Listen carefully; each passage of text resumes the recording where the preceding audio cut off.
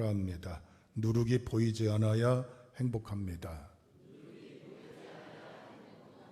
네, 그렇습니다.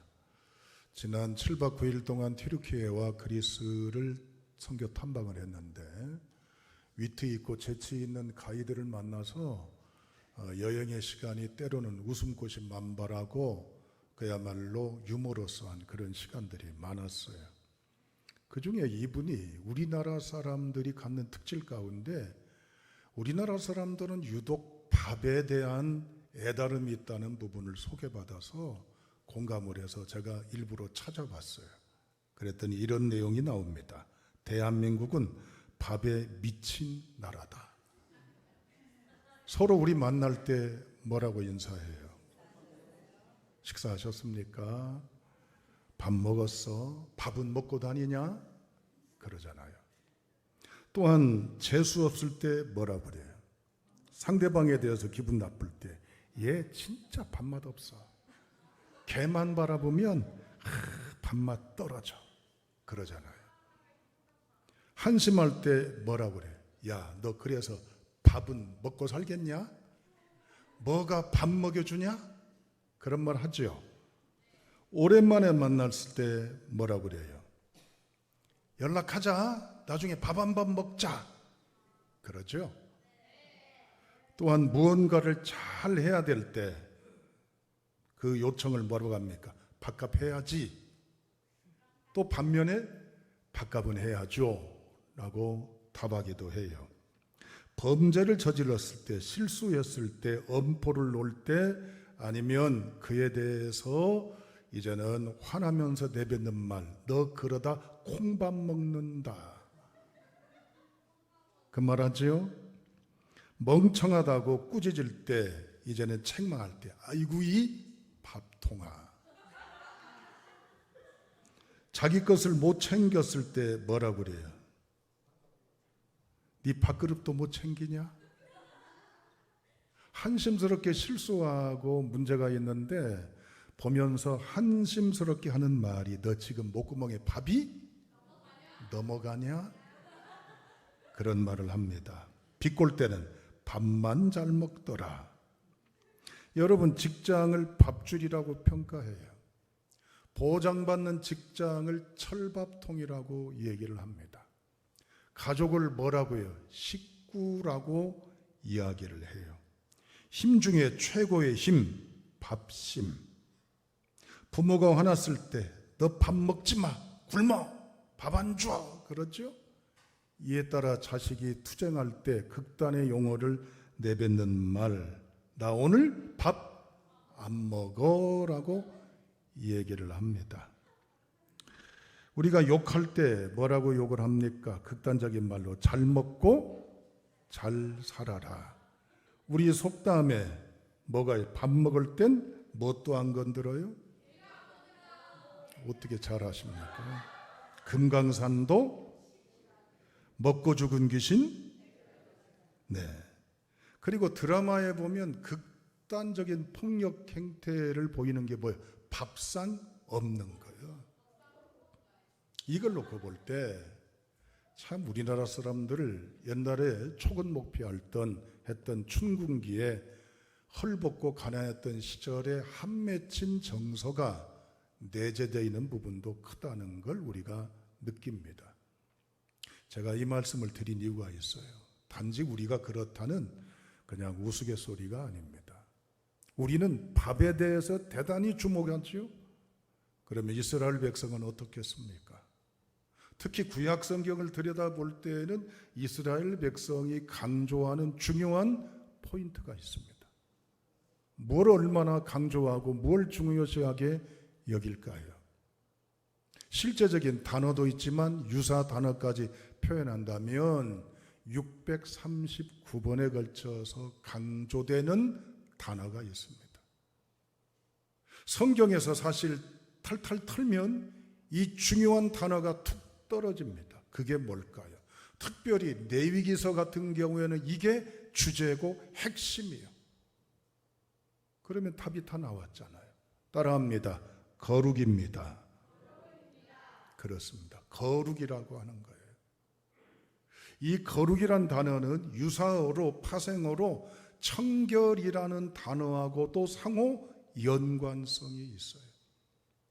청결은 지저분하게 어지럽히다든지 난잡하지 않지 않습니까? 깔끔하고 말끔하게 정리하는 위생적인 거잖아요. 오늘 본문의 말씀은 출애굽 이후에 하나님이 이스라엘 백성들이 국가 공식적으로 지켜야 될 국가 명절, 공인의 명절을 선포하신 내용이 바로 오늘 본문의 말씀의 내용입니다. 이게 뭘까요? 유월절 또는 무교절, 겹쳐지는 명절, 유월절 또는 무교절에 관한 이야기입니다. 유월절은 뭐죠? 출애굽 사건에 대한 기념 명절입니다. 애굽에서 430년 동안 종로로 됐던 그들이 쿠데타를 일으킨다든지 반란을 일으켜서 투쟁해서 해방받은 날이 아니에요. 하나님이 끄집어 내셔서 그들을 꿈의 땅 드림랜드인 가나안 땅으로, 새로운 땅으로 하나님이 보내셔서 땅과 이젠 하나님의 신율 주권과 하나님의 백성이 함께하는 국가의 구성 요소를 통해서 신생국가를 하나님이 이루어 가시려고 끄집어 내신 절기, 그게 바로 뭡니까? 해방절이요. 우리로 말하면 광복절이 아니에요, 여러분. 우리는 해방절이라고 해야 맞는 얘기입니다. 우리 스스로 일제 치하에서 자주독립으로 나라를 찾은 게 아니잖아요. 타의에 의해서 우리가 노임을 받았잖아요. 해방절과 같아요. 그때 어떻게 의식을 할 것이며 이 의식을 당대뿐만 아니라 후대, 오는 세대, 미래 세대에 어떻게 이 절기 의식과 의미를 놓치지 않고 가르칠 것인가에 대해서 대단히 중요한 가정의 핵심 철학, 가정의 의식, 유대민족의 혼에 대한 이야기가 바로 오늘 본문의 말씀의 내용입니다. 그런데 다 같이 7절을 읽어보시죠. 자, 7절을 읽습니다. 시작.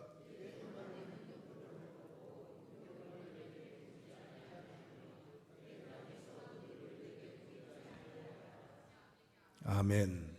두 번에 걸쳐서 강조되는 게 있어요. 무엇을 안 하게 하라? 보이지 않게 하라. 뭘 보이지 않게 하라? 누룩을 보이지 않게 하라는 거예요. 이 누룩이 털끝도 조금치도 있게 하지 말라는 겁니다. 언제? 유월절을 지켜나갈 때 그 언저리 즈음에 유월절엔 누룩이 있으면 안 돼요. 그러면서 무교절로 이어져 갑니다. 누룩은 쉽게 말하면 이스트잖아요. 부풀게 해서, 그래서 다양한 다량의 빵을 만든다든지 이러한 주식을 만드는 데 쓰여지는 부풀기지 않습니까? 물론 일상에게 필요해요. 그런데 이때는 누룩 없도록 하라는 얘기예요. 누룩은 성경에 악을 지칭하기도 합니다. 왜냐하면 전염성과 확장성 때문에 그렇습니다. 조그마한 것이 엄청난 크기를 부풀어 가지고 이제는 많은 것에 영향을 주어서 이제는 확장되고 확산되고 이제는 전파되는 것처럼, 죄라고 하는 것은 조그마한 것에 의해서 시작되는 것이지만 이것이 이제는 뿌리를 내리고 털을 잡고 이것이 성장하는 그러한 여건으로 하지 말라는 얘기예요. 그렇게 해서 하나님께서 금지하신 게 뭐예요? 누룩을 보이지 않게 하라는 것입니다. 여러분, 우리가 민족 대명절 크게 설날과 추석을 꼽습니다. 설날에 추석에 우리는 주로 명절을 보낼 때 가족들 또 꼭 여성 특유의 해야 될 역할은 아닙니다만은 대다수가 하는 여성들의 주된 초점이 뭡니까? 설 음식, 추석 음식이에요. 음식 만드는 데 집중하지요. 물론 6월절에도 말이지요. 예수님께서, 하나님께서 양고기를 쓴 나물을 발효가 들어가지 않은 무교병을 먹으라고 음식 장만에 대한 규정도 말씀해 주셨어요. 그런데 묻습니다. 설을 맞이하는데 대청소 하십니까? 추석을 맞이하는데 대청소 하시나요? 주된 게 뭐요? 음식장만이잖아요, 여러분들. 뭘 먹을까, 뭘 준비하지? 그래서 나름대로 설 음식, 추석 음식을 준비해서 가족과 함께 모여 애찬을 나누고, 그걸 남으면 싸서 보내고, 또 남으면 다른 이제는 잠밥으로 여러 종류의 음식물을 만들어가는 레시피도 있습니다만, 명절인데 청소하는 가정 보셨어요? 마당 정도는 한다 합시다. 옛날로 말하면 신장로 정도는 한다 합시다. 벌컥 집안을 뒤집어 놓는 경우가 있습니까? 유대인들은 유월절을 맞으면 한 달 전부터 대대적인 민족적으로 해야 될 중대한 운동 하나가 있습니다. 대청소 운동입니다. 왜냐? 누룩을 찾아서 없애려고. 그래서 유대인들은요, 내적으로 늘 청결한 의식을, 거룩한 의식을 가지려고 그래요. 그러다 보니까 범죄도 왜 없겠습니까마는 범죄율이 낮습니다. 특히 청소년 범죄율이 극히 낮은 상태입니다. 왜 이럴까요? 늘 청소하는 청결과 거룩성이 연관되어 있는 의식 때문입니다. 말씀드린 대로 유대인은 전 세계 인구의 0.2%에 불과합니다. 그런데 20세기를 마감하고 21세기 새천년을 시작하면서 타임지에서는 20세기를 빛낸 천재들 4명을 소개했습니다. 과학의 천재 아인슈타인, 사상의 천재 칼 막스, 심리학의 천재 프로이드, 인류학의 천재 찰스 다윈, 4명을 소개했어요. 그런데 여기에 깜짝 놀랄 한 세기를 풍미한 천재 가운데 찰스 다윈만 영국 사람이에요. 칼 막스나 프로이드나 또한 아인슈타인은 어느 민족입니까? 유대인이요. 이게 공교로울까요? 유대 교육 바탕에, 정서 바탕에, 의식 바탕에 흘러가서는 안 될 것들을 제거하면서 하나님의 신권 통치 아래에 있는 의식을 가졌던 민족의 고백과 우월성이 다양한 세계사회 곳곳에 드러나게 되었다는 얘기입니다. 실버만이라는 사람이 쓴 오늘날 미국의 유대인이라는 책에 보면 20세기를 빛낸 인물 21인 가운데 그중 15명이 유대인이라고 소개하고 있습니다. 대표적으로 열거해 보겠습니다. 아인슈타인, 리바이스 스트라우스 청바지를 만든 해당자, 조다시, 켈빈 클라인, 비달 사순, 던킨 도너츠, 하켄다즈 아이스크림, 허쉬 초콜릿, 베스킨 라빈스 아이스크림, 할리우드 영화사, 영화감독 스티븐 스필버그, 유니버설 스튜디오, 워너 브로더스, 정보통신 분야의 로이터 통신, 워싱턴 포스트, 뉴스위크 타임지, 경제학 분야의 노벨상 수상자 65%가 유대인, 최초의 혈액형을 구분한 칼란트 슈타이너, 만유인력의 법칙 뉴턴, 당뇨병 치료제 인슐린, 비타민C, 페니실린 등등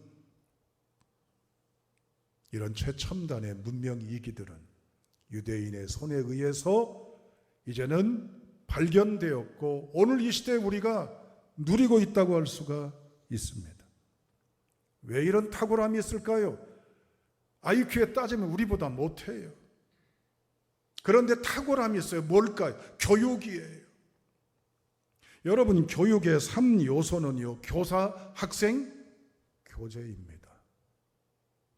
이 중에 무엇이 중요할까요? 학생이 중요할까요? 부교재, 교본, 교재가 중요할까요? 뭐가 중요할까요? 교사가 중요합니다. 우리 자녀들에게 원하는 소원 한 가지가 있어요. 좋은 선생님을 만나기를 원합니다. 그래서 담임이 누가 되냐? 나름대로 정보 수집해 보죠. 담임이 인품이 이렇더라, 그의 실력이 이렇더라 그럴 때 별로 그렇게 탁월하지 않으면 시큰둥합니다. 걱정 꽤나 합니다. 내 아이의 정서의 실력에 걸림돌이 되지 않을까. 그런데 잘 가르친대요.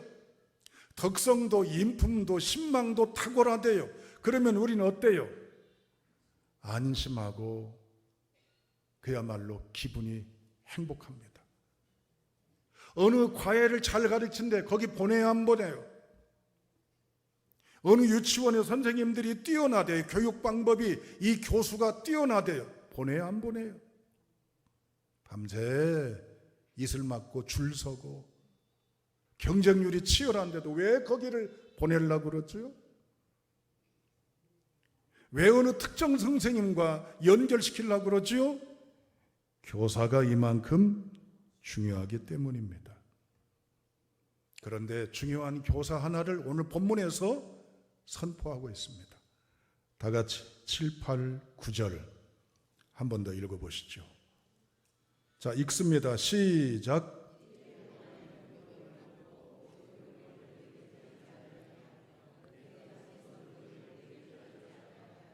너는 그날에 내 아들에게 보여 이르기를 이 예식은 내가 애굽에서 나올 때 여호와께서 나를 위하여 행하신 일로 말미암음이라 하고 이것으로 내 손의 기호와 내 미간의 표를 삼고 여호와의 율법이 내 입에서 있게 하라. 이는 여호와께서 강하신 손으로 너를 애굽에서 인도하여 내셨음이니. 아멘. 6, 7, 8절의 교사가 누구예요? 그러면 눈에 들어오잖아요. 인칭이 있어요. 1인칭 나, 2인칭 너, 3인칭 그. 7, 8, 9절의 인칭이 누가 많이 강조돼요? 너, 내가. 그렇죠? 7절 내게 보이지 않게 하며 내게 보이지 아니하게 2번. 8절 너는 8절 내 아들 8절 2번 나오지요. 9절에 내 손, 내 미간, 내 입, 너를 4번 나오죠.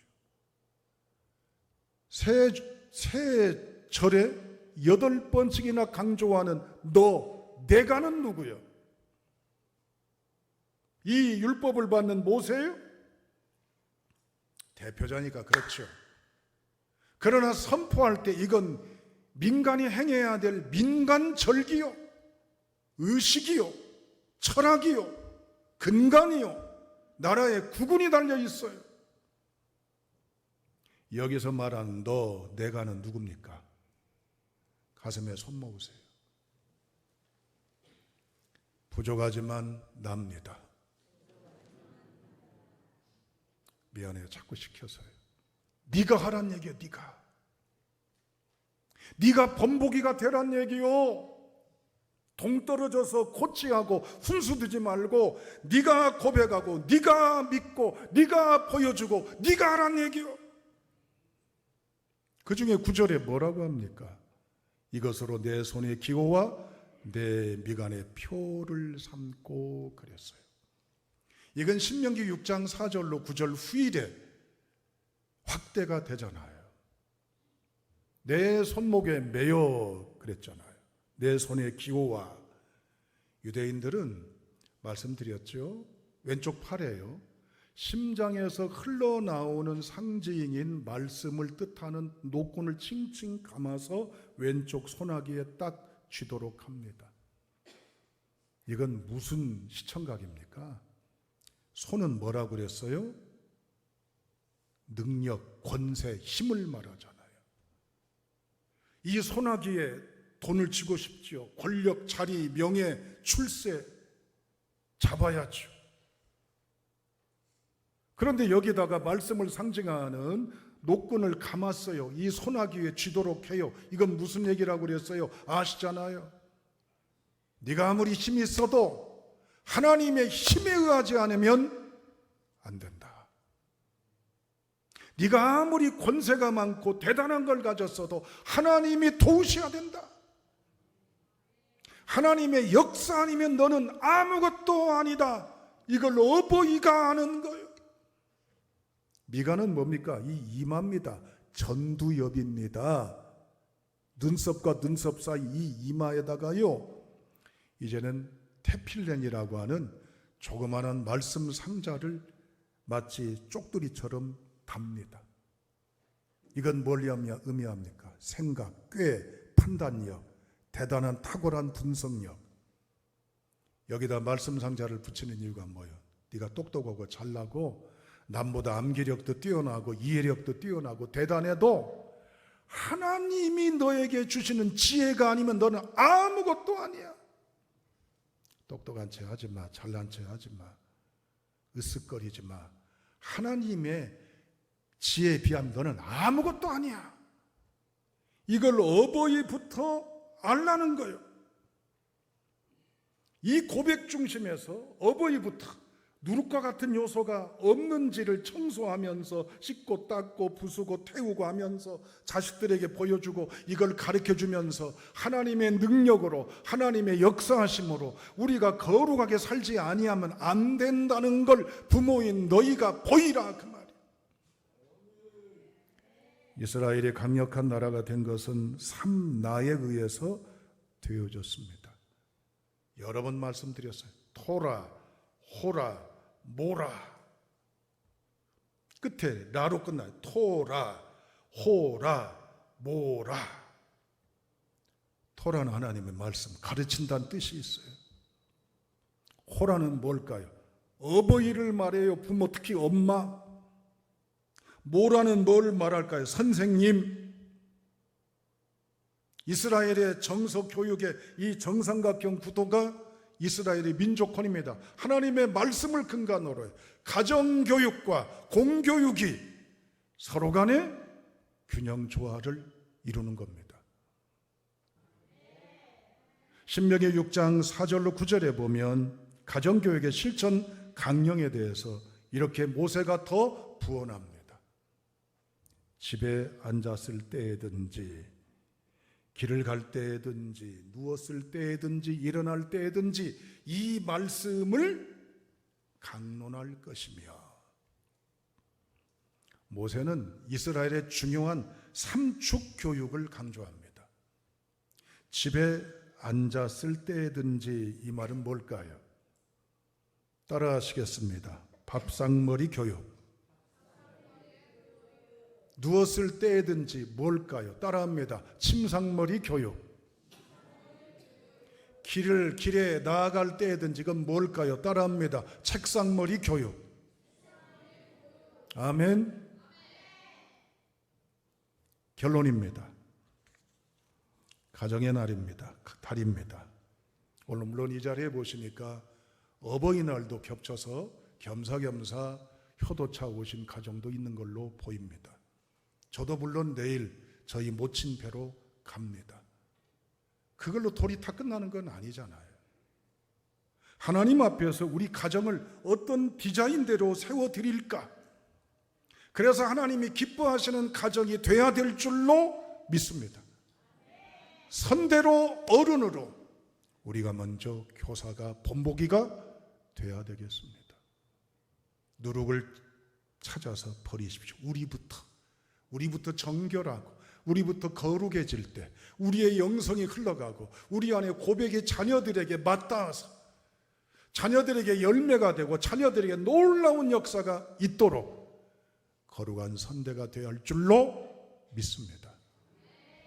밥상머리, 침상머리, 책상머리, 이제부터라도 하나님 은혜 안에 고백적인 자리를 찾아가는 가정의 달을 맞는 우리 모두가 될 수 있기를 주님의 이름으로 축원합니다. 하나님 아버지,